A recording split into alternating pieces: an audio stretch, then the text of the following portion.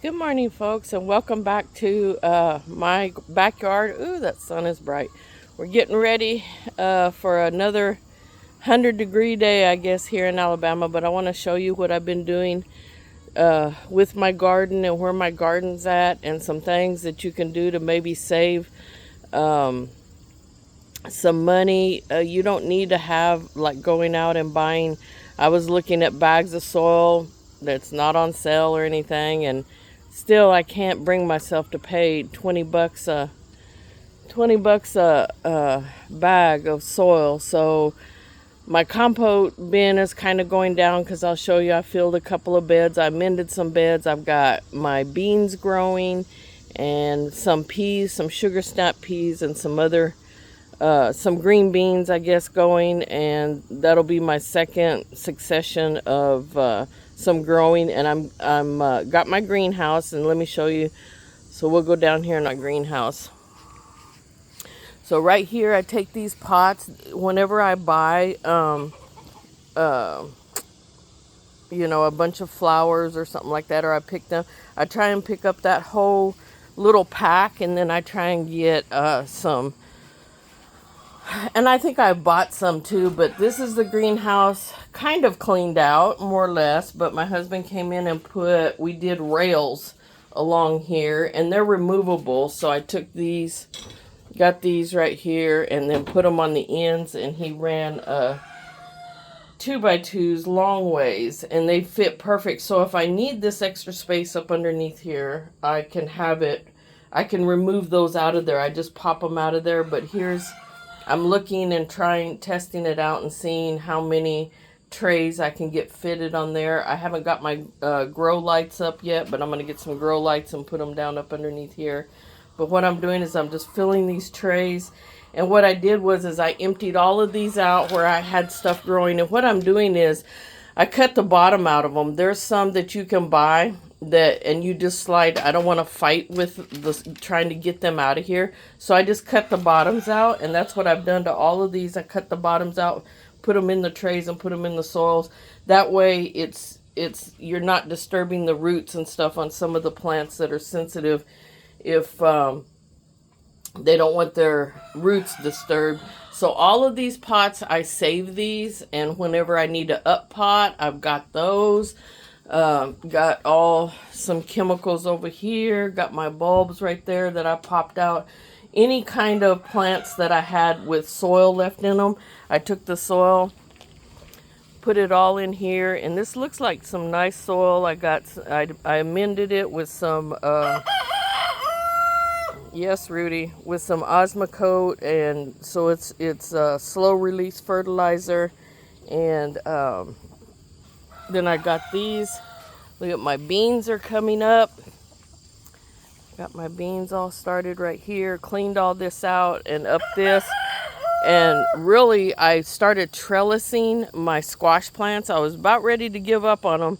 Look, there's my little baby working hard. But since I started bringing them up, and this is something I'm probably going to do, and I thought I was doing a good job of it this last year, but once this stem lays across the ground like that, I think it's really susceptible to the blight and to worms. And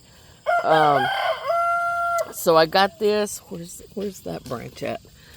I don't even know where the branch is to. Oh, it's coming across here. So it's down there. It's coming across here. I've been pinning it up here, and look at what I've got. Look at all the blooms, and I've got. See, there's my squash right there. And 2 more. Folks, this is going to be the most that I've had this summer. So I'm excited. And look at this one. So this is a zucchini, and look at what I got right there.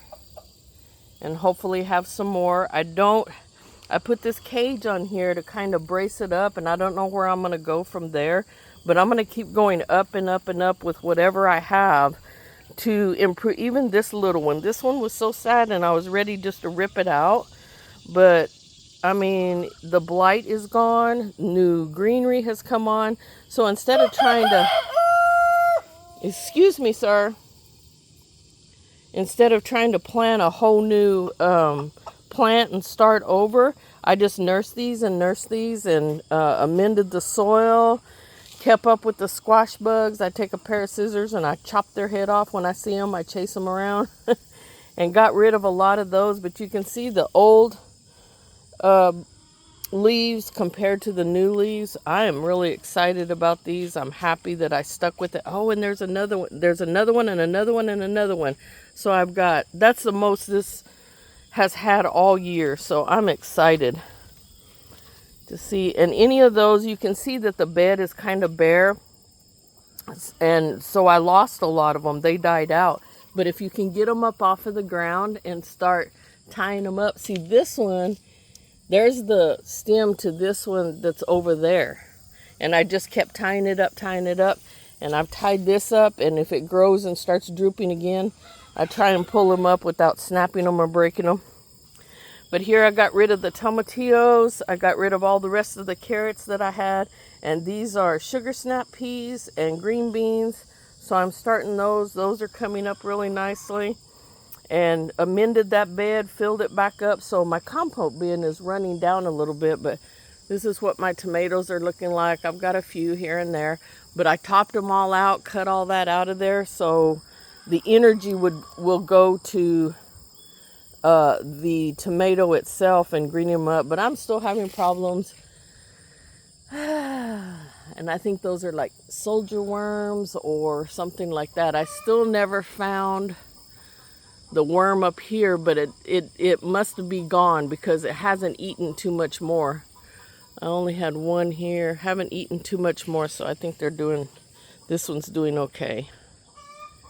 And I got some tomatoes in there I need to pick. But I'm getting, now we're enjoying some of the edible tomatoes, just eating them. And then here's my, whoops, I missed that one. So I've got some cucumbers. Whenever you look at your bushes, and I know why, because I cut out these mammoth marigolds that are Japanese something marigolds or whatever, and I took one out right there yesterday. That's why I was missing. That's why I couldn't see this one. But it's always good to clean up your leaves and clean all that up out of there. Got one coming in right there, which these are my pickling cucumbers. So I think I can take that one too. Give me a couple more cucumbers. I got some coming on right there. Ooh, several. Oh, and I got that one right there. So yeah, these are doing really good. Bell peppers are still questionable. They're real small, not doing much, but I'll show you my peppers.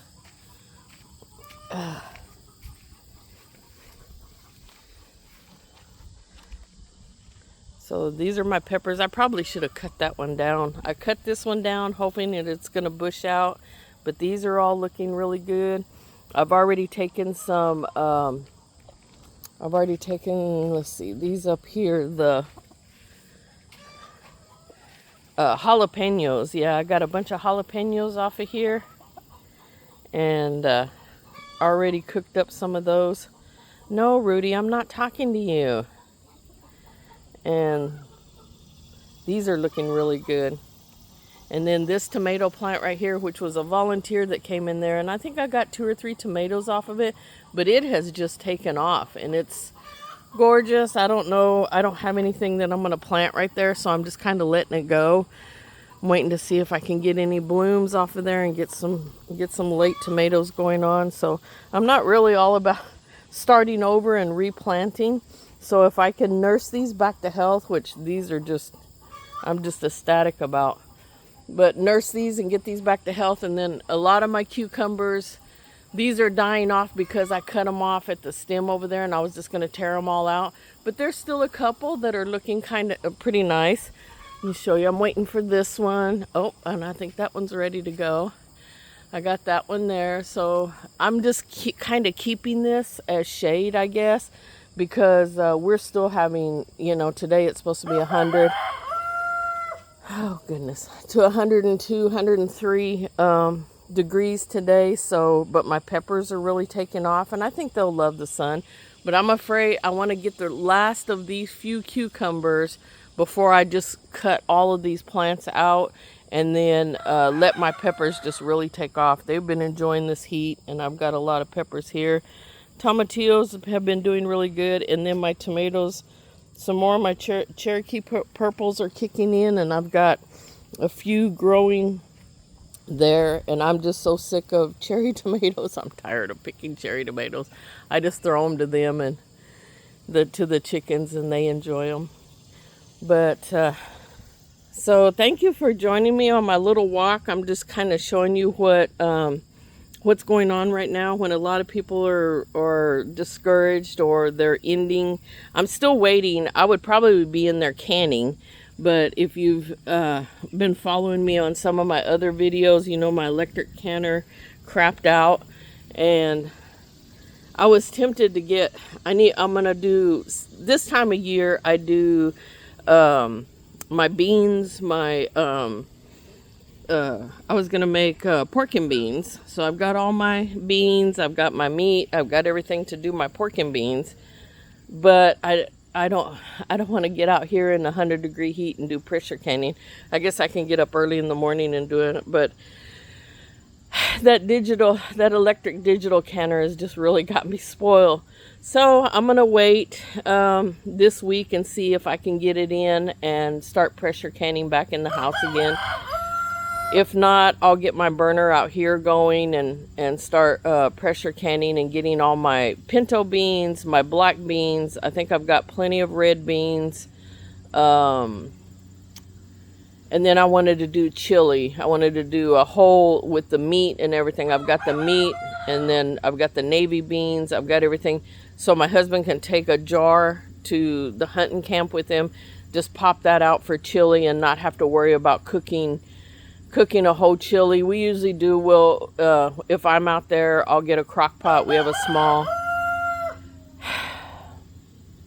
I have a small crock pot that I'll get going in the morning, and I'll get chili done. And I'm not really big hunter in the morning. I like more afternoon hunting, so I can sleep and get some good sleep. Because if I don't, I just sit in the shooting house, and you're just kind of by yourself, and it's quiet, and you get nice and comfortable, and I'll just sleep through the whole time out there hunting. So I get my morning sleep, and then I hunt in the afternoon. So I'll get the meal going and have chili ready, but it'd be just so nice just to pop it out of a jar and heat it up, and it's ready to go.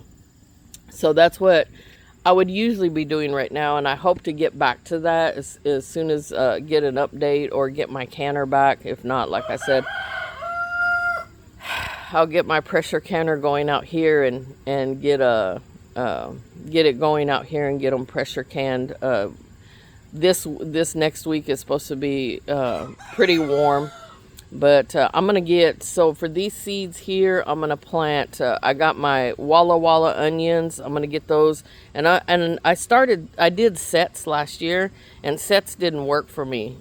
I don't know if there's tricks to them or what. If anybody has any tricks to growing your onions by sets, or do you rather seeds? So I got seeds this time, got all those in, so I'm going to plant my seeds and get my onions and my garlic, my green onions, and that's what I plan on getting started here in the greenhouse.